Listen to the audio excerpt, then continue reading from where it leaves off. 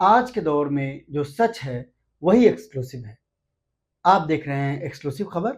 मैं हूं विजय। नमस्कार।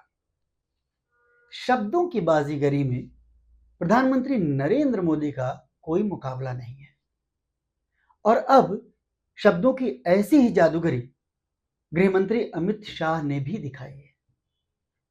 अमित शाह के गृह मंत्रालय ने एक ऐसा नोटिफिकेशन जारी किया है जिसका इंतजार पूरे देश को काफी अरसे से था और बहुत बेसब्री से इंतजार था, लेकिन ज्यादा इंतजार था बिहार को। यानी चाहे वो चुनावी राज्य बिहार के लोगों की बात हो, चाहे पूरे देश के हर नागरिक की, जो राजपत्रित अधिसूचना यानी गजेटेड नोटिफिकेशन अमित शाह के मंत्रालय की ओर से जारी हुई है, उसमें एक शब्द गोल है, माने गायब है, और बड़ी सफाई से गायब किया लगता है। ये वही शब्द है जिसे लेकर के पिछले 2 साल से इस देश में जबरदस्त राजनीति चल रही है। उसी शब्द के इर्द गिर्द घूमती राजनीति इतना बड़ा उथल पुथल मचा चुकी है कि नरेंद्र मोदी अपनी 302 सीट के प्रचंड बहुमत से खिसक करके 240 के अल्पमत में पहुंच गए। उस शब्द ने मोदी जैसे तने हुए नेता को झुका दिया। तना हुआ हम क्यों कह रहे हैं? आप जरा सा याद करेंगे मोदी जी के अपने मिजाज को और उनके व्यवहार को, तो आपको समझ में आ जाएगा। उनकी प्रवृत्ति है तने हुए नेता की, जो कि अच्छी बात होती है किसी इतने बड़े लीडर के लिए। लेकिन अक्सर देखा गया है कई बहुत संवेदनशील मुद्दों पर मोदी जी तने हुए रहते हैं, और कई दूसरे मुद्दों पर जो उनकी पसंद के होते हैं या जहां पे उन्हें लगता है कि उन्हें रिएक्ट करना चाहिए, उन्हें आगे बढ़ करके कुछ कहना चाहिए, वहां वो करते हैं। आप उदाहरण के तौर पर मणिपुर का मसला ले लीजिए। अरसे तक चुप रहे तो चुप ही रहे। वो मणिपुर जहां वहां की घटनाओं पर पूरी दुनिया में जहां हंगामा हुआ, सब जगह चर्चा हुई, मोदी जी नहीं बोले बहुत समय तक। बाद में संसद में कुछ औपचारिकता में कुछ उन्होंने कहा था। ऐसे ही किसानों पर ले लीजिए। किसानों का जो कानून बना था उस पर कितने लंबे समय तक मोदी जी तने रहे, उस बारे में बात ही नहीं करते थे। उनके मंत्री, उनके समर्थक, पार्टी के दूसरे नेता बात करते थे, मोदी जी तने रहे। ये और बात है कि स्थितियां जब बहुत खराब होने लगी तो मोदी जी को वो कानून वापस लेने पड़े, लेकिन वो तने रहे। तो उनका ये देखा गया है कि जब उन्हें बोलना है, उनकी पसंद की बात है, तो वो बोलते हैं, अन्यथा वो तने रहते हैं। तो इस शब्द के आगे मोदी जी जैसे तने हुए नेता को भी झुकना पड़ा, या इसको हम ऐसे भी कह सकते हैं कि उस शब्द के आगे मोदी जी की जो पूरी तैयारी थी वो बेकार हुई। अपनी पूरी सत्ता, पूरी भारतीय जनता पार्टी, अपने वैचारिक संगठन राष्ट्रीय स्वयंसेवक संघ और उसके प्रमुख मोहन भागवत की विचारधारा से उलट राहुल गांधी की राजनीति और सामाजिक मांग के आगे प्रधानमंत्री मोदी को घुटने टेकने पड़ गए। लेकिन जरा कमाल देखिए, उसी के लिए जब नोटिफिकेशन आया तो वो शब्द ही गायब। ये शब्द है जाति, और जनगणना की अधिसूचना में जाति यानी कास्ट शब्द का जिक्र तक नहीं है। उसमें सिर्फ जनगणना की बात छपी है। वो पूरी राजपत्रित अधिसूचना हम आपको दिखाएंगे। उसके हर एक शब्द को हिंदी और अंग्रेजी दोनों भाषाओं में हम आपके सामने रखेंगे। लेकिन वो नोटिफिकेशन तो आ चुका है और उसने देश के एक बड़े वर्ग में कई तरह के सवाल खड़े कर दिए हैं। क्या प्रधानमंत्री नरेंद्र मोदी अपनी ही कही गई बात से पलट गए हैं, या फिर अमित शाह के महकमे ने इतने गंभीर मसले पर एक बड़ी चूक कर दी है, या फिर जनगणना के इस नोटिफिकेशन में नरेंद्र मोदी और अमित शाह का कोई बहुत बड़ा खेल छिपा हुआ है। क्योंकि देश में जाति जनगणना कराने का फैसला तो खुद प्रधानमंत्री नरेंद्र मोदी की अध्यक्षता वाली कैबिनेट मीटिंग में ही हुआ था, और वो भी ऐसे वक्त में जब देश पहलगाम हमले के बाद आक्रोश के मूड में था।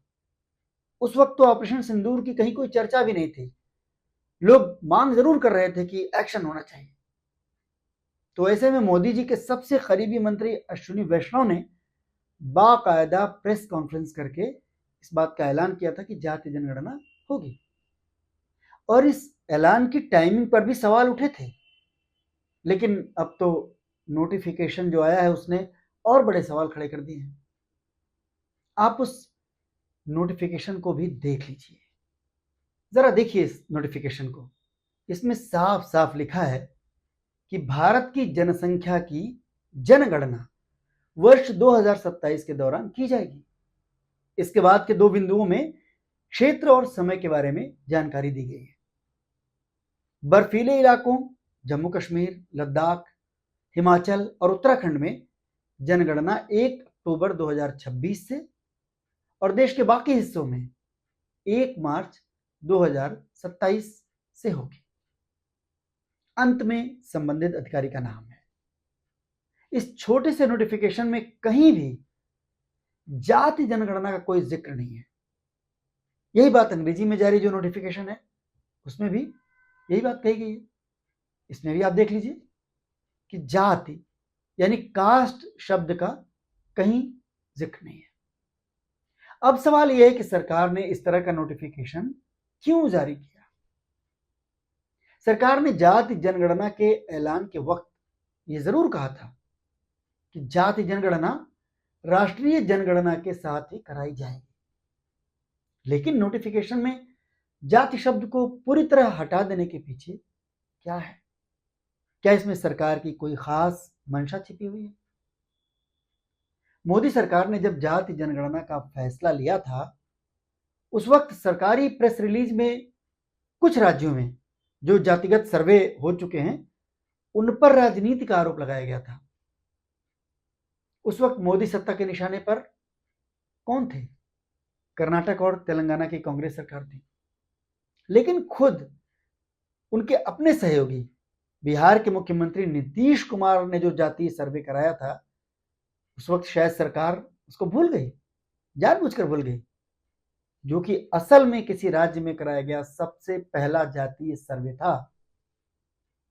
नीतीश कुमार ने मोदी सरकार की उस बात पर कोई सवाल नहीं उठाया, लेकिन अब जनगणना में जाति शब्द हटाने पर क्या नीतीश कुमार या बिहार में मंडल की राजनीति से जो भी जुड़े हैं उनके सहयोगी चिराग पासवान, जीतन राम मांझी और उपेंद्र कुशवाहा जैसे नेता, क्या वो प्रधानमंत्री मोदी या गृह मंत्री अमित शाह से कोई सवाल पूछेंगे? ये सवाल हम पूछ रहे हैं, ये सवाल जनता भी पूछ रही है। देखिए, ये बात तो पूरा देश ये जानता है कि जाति जनगणना को सबसे मजबूती के साथ राहुल गांधी उठा रहे थे। और ये भी कहा जाता है कि जिस मुद्दे पर भारतीय जनता पार्टी और मोदी की सरकार जिसको गंभीरता से ले ही नहीं रही थी और विरोध कर रही थी लगातार, उस पर मोदी जी ने अचानक कैसे अपना रास्ता पलट लिया और कैसे जाति जनगणना पर हामी भरते हुए ऐलान कर दिया और अब नोटिफिकेशन भी आ गया। तो क्या राहुल गांधी की राजनीति को कमजोर करने की सोच थी इसके पीछे? और अगर उनकी राजनीति को कमजोर करने की सोच को लेकर के मोदी जी ने जाति जनगणना का फैसला लिया और बिहार चुनाव के मद्देनजर खासतौर पर लिया, तो क्या अब अपने सनातन और चुनावी हिंदुत्व वाला जो उनका वोट बैंक है उसको संतुष्ट रखने के लिए, ध्यान दीजिएगा, अपने वोट बैंक को संतुष्ट रखने के लिए नोटिफिकेशन में जानबूझ करके जाति शब्द हटा दिया गया? क्या मोदी जी को अपना वोट बैंक खिसकने का खतरा महसूस हुआ? सिर्फ एक शब्द को गायब करने की जादूगरी कुछ और अहम सवाल खड़े कर रही है। क्या जाति के आंकड़े जुटा करके मोदी सरकार सिर्फ औपचारिकता पूरी करने वाली है? क्योंकि 2027 तक जातीय राजनीति के 2 बड़े राज्य बिहार और उत्तर प्रदेश के चुनाव पूरे हो चुके होंगे। क्या ऐसे में जो आंकड़े जुटाए जाएंगे वो भरोसेमंद होंगे? गणना पूरी होने के बाद क्या सरकार फौरन उन आंकड़ों को जारी भी करेगी? और सबसे बड़ा सवाल ये कि ऐसी जाति गणना से क्या उसे कराने का असल मकसद क्या उससे पूरा हो पाएगा? शायद मोदी सरकार की ऐसी किसी मंशा को लेकर के राहुल गांधी के मन में शुरू से ही आशंका थी। इसीलिए सरकार के ऐलान के बाद भी राहुल गांधी अपनी हर सभा में जाति जनगणना का जिक्र पहले की तरह करते चले आ रहे हैं। राहुल गांधी नीतीश कुमार की 2023 में जो जाति सर्वे कराया गया था उसको साफ साफ फर्जी बता चुके हैं और मोदी सरकार की ओर से देश भर में कराई जाने वाली जाति गणना की बुनियाद को ही राहुल गांधी गलत बताते हैं। और मुझे मालूम था कि जिस दिन हमने थोड़ा सा दबाव डाल दिया उस दिन एकदम सरेंडर कर जाएंगे। मगर आप गलतफहमी में मत रहिए। ये जाति जनगणना जो करा रहे ना, ये असली जाति जनगणना नहीं कराएंगे, कभी नहीं कराएंगे।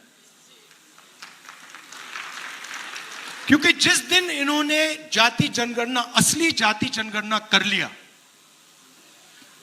उस दिन इनकी राजनीति समाप्त हो जाएगी, खत्म हो जाएगी। राहुल गांधी और देश के करीब 85% लोगों के मन में भी मोदी सरकार के नोटिफिकेशन ने शक और बढ़ा दिया है। देश का बाकी 15% हिस्सा भी निश्चिंत नहीं हो सकता है, क्योंकि इस गणना में लोगों की आर्थिक स्थिति का हिसाब भी सामने आना है। क्या देश के नागरिकों की आर्थिक स्थिति की सही तस्वीर इस गणना से सामने आ पाएगी? इस आर्थिक गणना में तो प्रधानमंत्री मोदी की वो 4 जातियां भी आ जाती हैं ना, जिनका जिक्र वो पिछले काफी समय से करते आ रहे हैं। और मोदी जी उन्हीं 4 जातियों को देश की असली जातियां बता चुके हैं: गरीब, महिला, किसान और युवा। मोदी जी की ये चारों जातियां बिहार में क्या बीजेपी समेत एनडीए के हर दल के नेता से सरकार के नोटिफिकेशन पर सवाल नहीं पूछेंगी? या सत्ता को लगता है कि नोटिफिकेशन में ये जो बारीकी है इस पर कोई ध्यान ही नहीं देगा? अक्सर सरकारों को ऐसा भ्रम हो जाता है। या फिर सरकार लोगों को जो कुछ समझाएगी लोग वही समझ लेंगे। वैसे अगर सरकार ऐसा समझ रही है तो कुछ गलत भी नहीं समझ रही है, क्योंकि हमारे देश के लोगों में ये प्रवृत्ति है कि एक बार उन्होंने तय कर लिया अपना पाला तो फिर उधर से कोई कुछ भी कहता रहे, जो कहेगा वही समझ लेंगे। आम को इमली कहेंगे तो इमली को मान लेंगे कि यही इमली है, इमली को आम कहेंगे तो आम मान लेंगे। आप कम से कम इस दौर में तो ये सच है, आप देख लीजिए काला धन पर कितनी बातें की गई, काला धन आएगा, काला धन आएगा। लोगों ने मान लिया कि आएगा, काला धन नहीं आया तो बताया गया कि जी वो तो कोविड आ गया था, वो तो ये परेशानियां, वो परेशानियां हैं।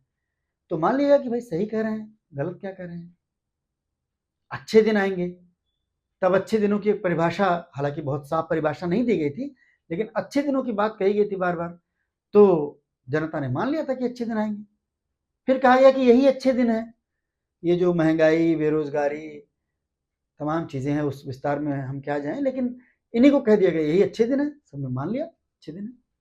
तो और अभी जैसे पेट्रोल के दामों पर काफी बात हो चुकी है कि एक बाबा जी थे जो कहते थे कि 34 रुपया लीटर पेट्रोल मिलने लगेगा। वो तो ऐसा नहीं हुआ। अभी तो फिर हाल में जो लड़ाई छिड़ी हुई है इजराइल और ईरान के बीच में, वहाँ के जो नतीजे आ रहे हैं वो माना जा रहा है कि तेल के दाम फिर बढ़ेंगे। खैर वो जब होगा तब देखा जाएगा। लेकिन तेल के दामों को लेकर के आप कितनी आसानी समझ सकते हैं कि सरकार ने जो समझाया जनता ने मान लिया। तो कहीं ये जाति जनगणना को लेकर के भी सरकार ऐसा ही तो नहीं समझ रही है कि हम इसको बुलेट ट्रेन, आलू से सोना, किसानों को दोगुनी आय की तरह समझा देंगे और जनता मान लेंगे। लेकिन काठ की हांडी बार बार नहीं चढ़ती है, ये मुहावरा तो आपने सुना ही होगा। ये ठीक है कि इस बार काठ की हांडी कई बार चढ़ गई, लेकिन ऐसा हमेशा हो जाए ये मुमकिन नहीं है। कभी ना कभी जनता को सब चीजें समझ में आती हैं। और फिर बिहार में जिस तरह की राजनीतिक चेतना है, खासतौर पर जातियों को लेकर के, वो अलग ही लेवल की है। इसीलिए जनगणना के नोटिफिकेशन से, जो अभी नोटिफिकेशन जारी हुआ है, उससे मोदी सरकार की मुश्किल और बढ़ सकती है, इस बात का अंदेशा कहीं ज्यादा है। खासतौर पर बिहार के चुनाव में नीतीश कुमार से लेकर के चिराग पासवान, मांझी और कुशवाहा, हर किसी की मुसीबत और बढ़ने के आसार दिखाई दे रहे हैं। आज के वीडियो में हमने जो विषय रखा और इसको जिस तरीके से इसका विश्लेषण किया, आपको अगर पसंद आया हो तो आप अपने लोगों में इसकी चर्चा कीजिए, अपने लोगों के बीच इसको शेयर कीजिए। और ये तो हम बार बार कहते रहते हैं कि हमारे चैनल को सब्सक्राइब जरूर कर लीजिए। बहुत बहुत धन्यवाद।